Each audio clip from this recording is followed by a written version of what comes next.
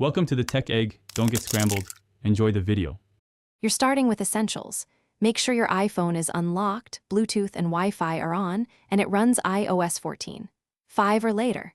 Remove the clear plastic tab from the AirTag to allow the CR2032 battery to contact the terminals. You should hear a chime that signals power. Place the AirTag very close to your iPhone, within a few inches, so the pairing prompt appears immediately.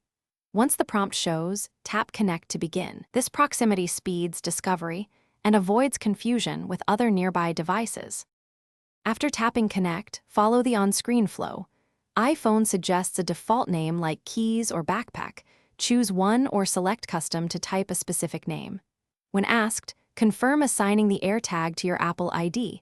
This links it to your account and enables secure tracking through the Find My network. Make sure Find My and location services are enabled for accuracy.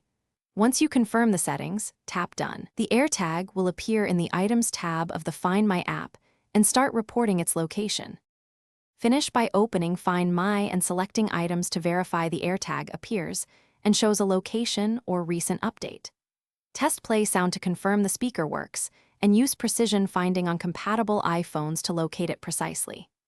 If the AirTag doesn't appear, make sure the battery tab is removed and the CR2032 battery has no bitter coating. Try replacing the battery, restart your iPhone, and move the devices within inches. If issues persist, unpair and repair the AirTag to refresh its connection.